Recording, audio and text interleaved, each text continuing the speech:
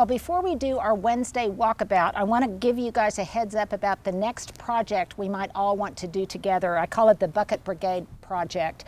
All you'll need is 3 buckets. Now these that I have here, they are all alike. Preferably you want them all alike. I got these from Walmart last year. They were part of the Better Homes and Gardens collection, but they can be any kind of bucket. It really does not matter. And then you want some seed starting mix, some regular potting soil, which I don't have here as a show and tell because we're going to mix the two to fill these buckets. And then we're just going to select our seeds of preference. I think I'm going to do one with radishes, and because it's really too cool still to plant out my basils, I think I'm going to go ahead and plant 2 different kinds of basils. That way I can bring them in if the temperatures drop. So whatever you decide, they're all going to be edible. They're all going to be like mini potagers in a bucket, bucket potager. But this is our next project that I wanted to give you guys a heads up about so you could get your supplies ready and do it along with me.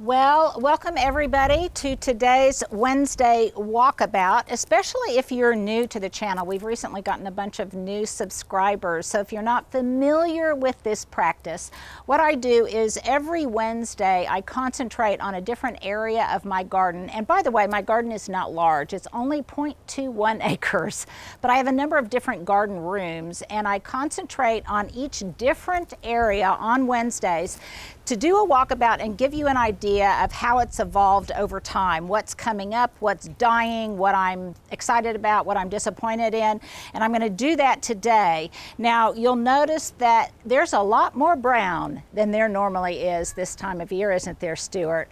Because we had a record cold. I mean, the lowest, I think, lowest temperatures ever recorded here in Oklahoma City.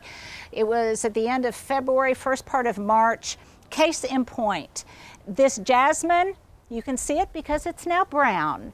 That climbs about 40 feet up into this cedar tree behind this secondary trellis of mine or arbor of mine. It is normally green, happy, healthy, and in full yellow bloom right now.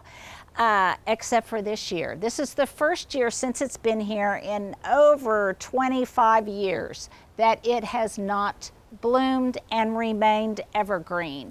So I don't know what I'm going to have to do. I don't know if it's completely dead, if it is just regenerating and restarting up. What I'll probably do this is my strategy this year, is if I don't have green, I'm reducing brown. So I'll probably go back and clip some of that out and kind of just wait and see what it does. That's my second strategy. A lot of you have asked me via every social media platform and on TV, what should you do? How do you know when something's dead? What should you do now because stuff just looks awful? And quite frankly, it's a really ugly backdrop to a lot of the pretty things we've got going on now, like little daffodils and things of that nature. So it's hard to stay patient and say just watch and wait, especially because at the end of that waiting time, you may discover that it's not alive after all. But nevertheless, it's kind of what we have to do. If you don't want to wait, if you know that by cutting it back hard, it's still going to take forever to regenerate, that's just a tough call you make on your own. But for right now, we're just in a wait and see mode. So for example, I've got this sunshine loropetalum that's normally beautiful in gold back here. I've got 2 clumps of it. I'm not sure if it made it or not. I think it made it. I still see some green at the base, but I'm just going to kind of wait and see. And it may be that it's fine about 1/3 of the way up and that's the top part that's dead. I just don't know. So I'm clipping it back a bit for 2 different reasons. 1, to reduce the amount of brown, and 2, because pruning forces new growth. That way I'll know a little bit more quickly whether or not something is just faking dead or it's really sincerely dead. So a number of things I'm just basically pruning right now.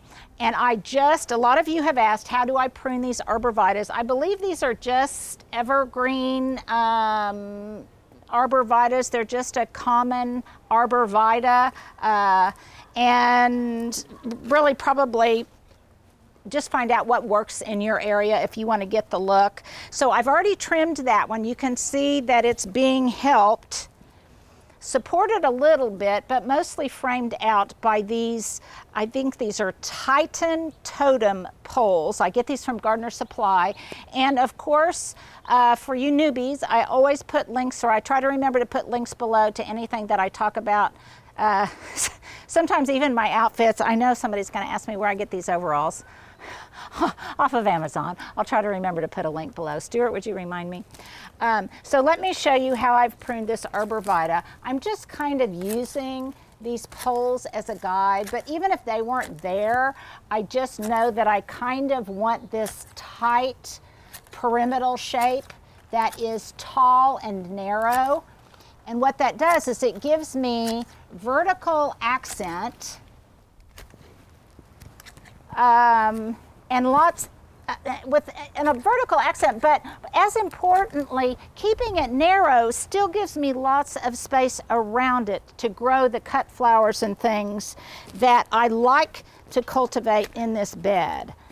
So I can be fairly aggressive with this. Now you'll notice, Stuart, if you don't mind panning over to that other one again, you will notice that that one is taller and more mature than this one, even though they were planted at the same time. That could be for a number of different reasons. I'm going to guess it's because of the quality of light that that side gets versus this side. So ideally, in an ideal garden world, they would be perfectly symmetrical. Chances are they won't be, but I'm going to do what I can to influence that. So what am I going to do? I am going to fertilize this one this year, and I'm not going to fertilize that one. Maybe this one will then catch up. If it does, that would be great.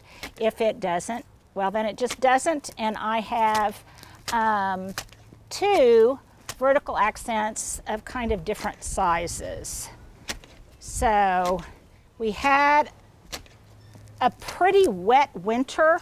My concern that we may be going into is that we may be going into a dry period right now.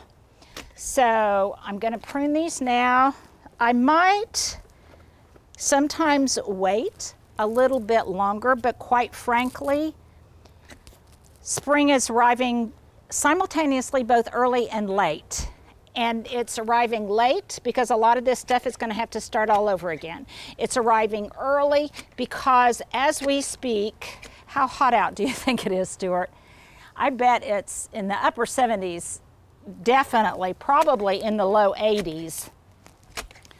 And our 10-day forecast, Stuart's so good about getting close-up. You guys have requested more close-ups. So here, let's do a close-up for them, Stuart. We aim to please, don't we?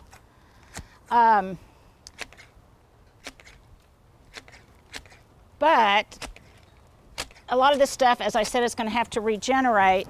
But then it's been so warm that other stuff is coming, that didn't die, is coming into bloom very, very quickly. So things like the tulips are probably ahead of schedule. Maybe the creeping phlox and some other cool season perennials, and maybe even cool season annuals that were lucky enough to have made it through the winter. So that is chore number one. And I do this so that you guys can see what I'm doing and kind of see how I'm doing it, but also because, as Stuart is witness, I do about 90% of the work in my garden myself. I do have people who come and help me do things that require more strength than I have, more height than I have, sometimes more time than I have. But most of the time, I do it myself. And no, I'm not a control freak or anything. Even though nobody but me has pruned this boxwood hedge since it's been planted close to 30 years ago. Okay, so I've gotten this done. Now, I started to say that I might normally wait a little bit later to go ahead and prune this, but I've got so many other things that I need to do and cut back that I don't normally have to cut back, that my to-do list is pretty long. So I'm going to go ahead and start, maybe a little bit prematurely, but I don't think so, pruning back some of this stuff. In fact, Stuart, if you don't mind panning over that way, slowly, you can see that I have already pruned one quadrant of the potager. Now you see it looks maybe a little bit more cloud-like than it normally does, not quite so perfectly aligned on top, but that's because I'm working around some dead spots that it got over the winter time. But nevertheless, it makes me feel as if I'm making some progress.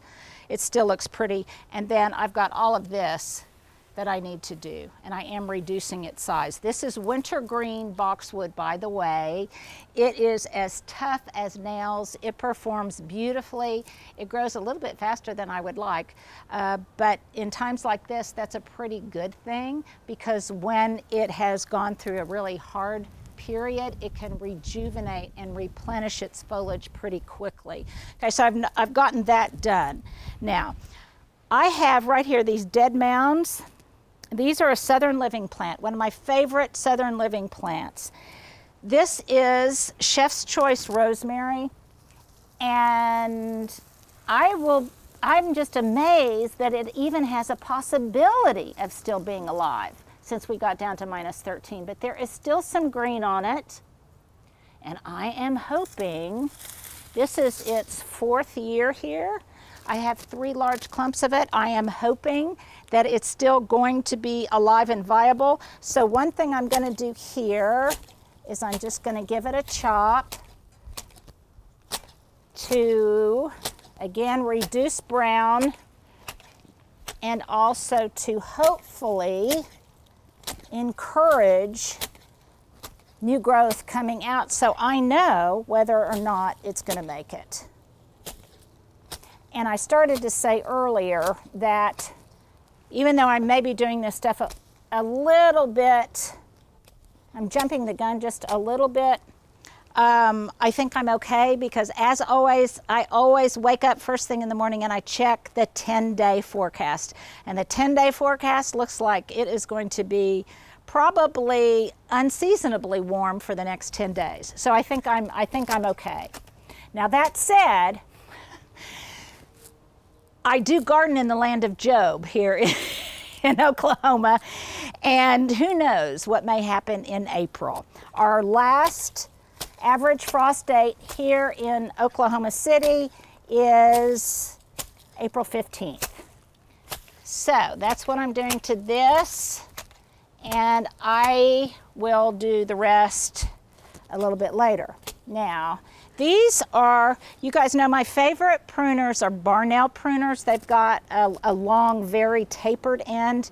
These I really like for this type of what I think of as heavy butchery, because these are really thick branches. And these coronas slice through them just beautifully. So I'll put a link to these below. They also have comfort gel grips, which I really, really like. So lots of pruning going on there. I will, tomorrow, I plan on tackling this, pruning this whole boxwood hedge, usually over about a week. Typically the hedge itself takes about 2 days. This morning, I want to say that one section took me about 40 minutes. I could do it all in one day, but it saves my back and a little bit of my sanity to kind of do different types of garden chores without concentrating on one where I am constantly bending over. Now, sometimes what I do put a tarp or a shower curtain or something underneath this so that I can catch the clippings. But a lot of times I can't put a tarp or something over newly planted things like this Swiss chard, that I just put in this morning without crushing it. And certainly I can't do that if that Swiss chard is already tall and mature. So sometimes what I'll do if I am in a hurry to get things planted like I am now, because I want to get in my leafy greens and my radishes and my cool season vegetables, then I will prune just the inside with a tarp on the interior, then I'll take that out, remove those clippings, plant it, and then the exterior portions I can do a little bit later. That way I've already got my seeds in there. So that is kind of one way I have learned to do two things kind of simultaneously, both plant these and also prune the hedge. So that will take some time. A number of you, I'm going to try to answer questions as we go along too. A lot of you ask about this Mondo Grass, and most of the time, even in this really difficult winter, it stays evergreen. When it doesn't stay evergreen, sometimes it's in the heat of summer where it can brown out and go dormant. But do I cut it back ever? Never. I don't do anything to it. Unlike liriope or common monkey grass, which I cut back about this time of year, I don't do anything with this. I just leave it alone. Now, let me give you a couple of updates on some projects that we did a couple of weeks back, and I'll put a link below to planting up some Easter baskets and Easter boxes with both Easter grass and some microgreens and things. I'll give you a progress report, and this is actually in the shade. I've got these came from Gardener Supply. I'll put a link below, but this is to keep the squirrels out, okay? But look, you guys, this grass is already huge. This is perennial ryegrass. This is catgrass.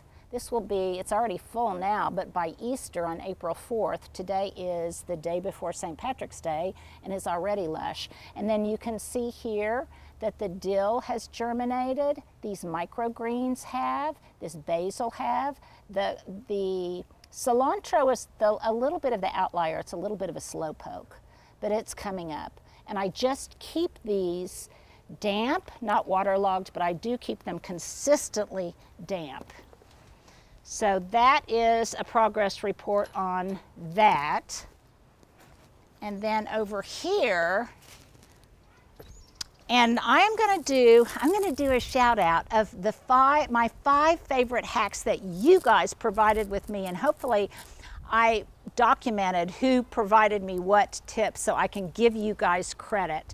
But in the past couple of weeks, someone told me about using tulle, this fine mesh tulle, as a way to keep out squirrels. And so far it has worked brilliantly, and it really the wind can't blow it away because I've got it secured with these irrigation picks.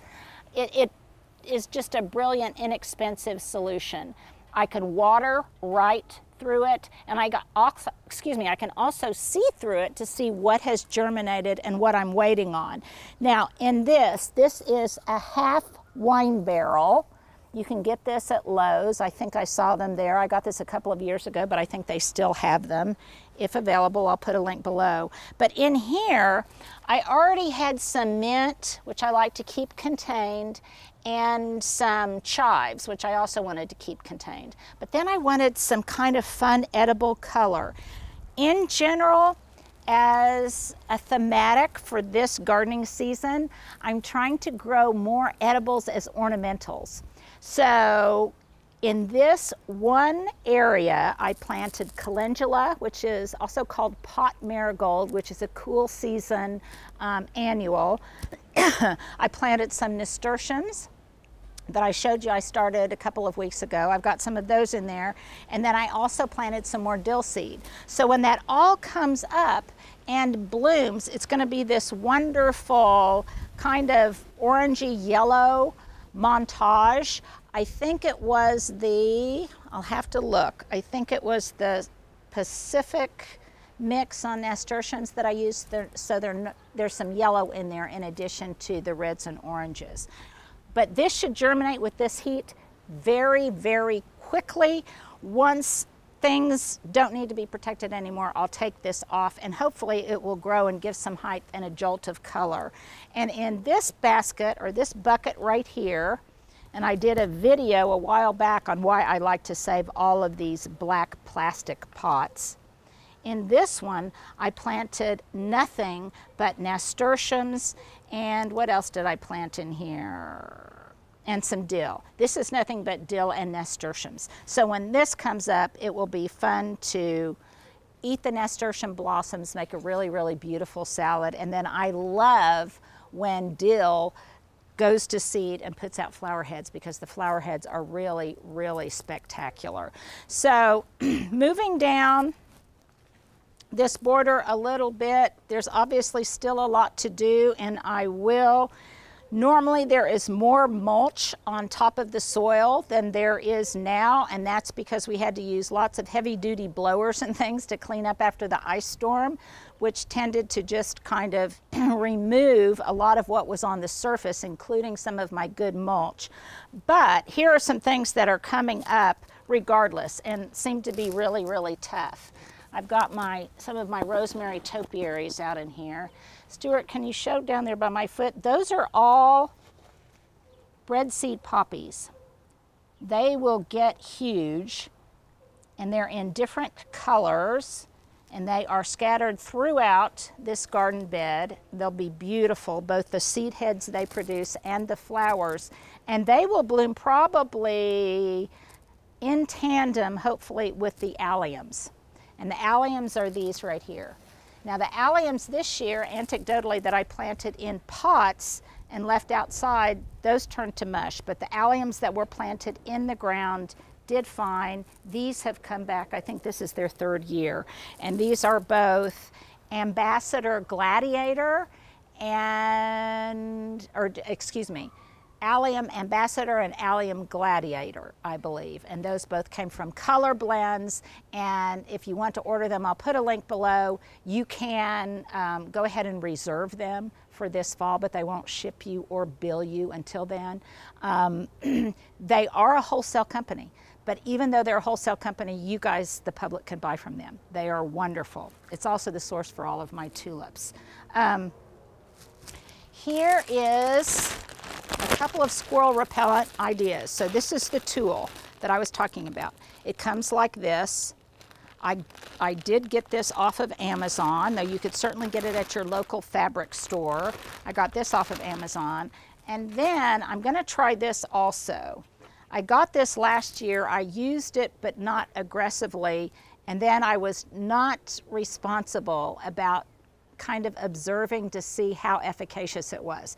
But this is called Repels All. It's an animal repellent that has, isn't this lovely, putrefied whole egg solids, cloves, garlic oil. It says it lasts up to 2 months, but it is a deterrent to all the critters that you see here on the label. I'll put a link below.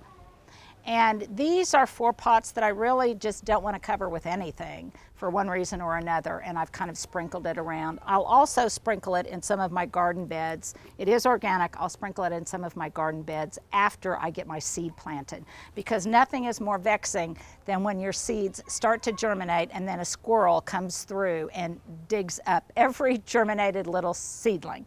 Squirrels are my biggest nemesis in my garden. So that is just a little bit of what's going on here. Obviously, I have a lot more to do. Lots of things are popping up in the front yard. I'll give you a walkabout on that.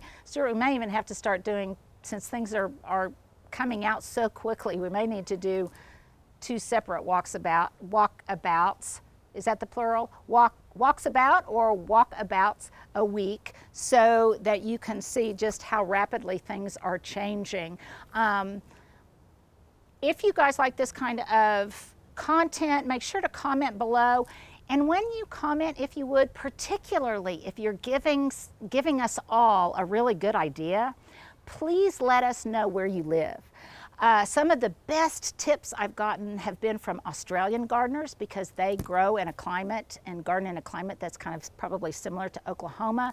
But from all over the world and all over this country, different states, you guys have great tips. But it's really valuable for other people who read your comments to know where you're gardening and in what garden zone, because we're all a little bit different and our challenges and our blessings are all a little bit different. So if you would make sure when you comment to kind of let me know where you are, it's very helpful. I try to read every comment.